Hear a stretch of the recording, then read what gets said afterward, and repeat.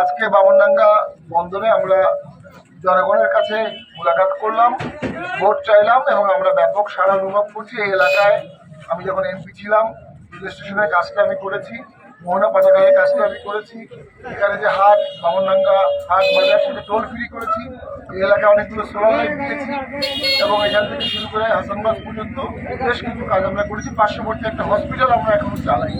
আমার দৃঢ় বিশ্বাস এই এলাকার মানুষ আমাকে ফিরিয়ে দিবে না। আমি এই ইউনিয়নের সন্তান, এখান থেকে ভোটেই আমি দুবার নির্বাচিত হয়েছিলাম এবং যেবার আমি জেলে গিয়েছি সেবারও আমাকে এখানে অনেক ভোট দিয়েছে। আমি দলমত নির্বিশেষে সকলের কাছে বামনডাঙ্গাবাসীর কাছে ভোট চাই।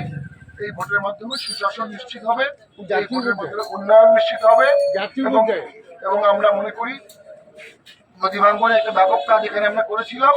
আরেকবার এমপি নির্বাচিত হলে সেই নদী ভাঙ্গনের পাশে আমরা একটা দৃষ্টিনন্দন পার্ক করব। এই পার্কের মাধ্যমে এই এলাকার মানুষের অনেক কর্মসংস্থান হবে, আয় রোজগার বাড়বে এবং এর মাধ্যমে অনেকে চাকরি পাবে। আমি সবার কাছে দলমত নির্বিশেষে ভোট চাই। আমরা মনে করি অবশ্যই একটি আন্দোলন হয়েছে, অনেক লোকের মানুষের প্রাণ গেছে, মূলত গণতন্ত্রের জন্যই আন্দোলন হয়েছে এবং বিগত ভোটগুলোতে যেহেতু বিএনপি এবং জামাত অংশগ্রহণ করেনি, সে কারণেই সকল সমস্যার সূত্রপাত করেছে। সেই প্রেক্ষাপটে আমরা বলেছিলাম আপনারা বাদ দিয়ে ভোট করবেন না, বাদ দিয়ে ভোট করলে কোনো রাজনৈতিক সমাধান হয় না। সে কারণে আমরা মনে করেছিলাম সকলকে নিয়ে ভোট করলে দেশে একটা রাজনৈতিক সমঝোতা হতো, দেশে একটা রাজনৈতিক সমাধান হতো।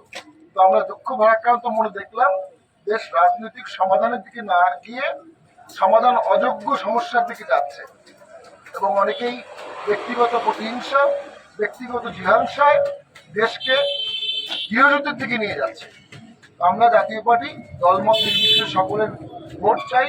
দেশের স্বার্থে আমাদের কণ্ঠস্বরটা সংসদে প্রয়োজন, দেশের স্বার্থে আমাদের কণ্ঠস্বরটা সারা বিশ্বে পৌঁছে দেওয়া প্রয়োজন। এই কণ্ঠস্বরের মাধ্যমে দেশ রক্ষিত হবে, জাতিসত্তা রক্ষিত হবে, অন্তর্ভুক্তিমূলক রাজনীতির পুনর্বিকাশ ঘটবে, গণতন্ত্র পুনরুদ্ধার হবে। ধন্যবাদ সবাই।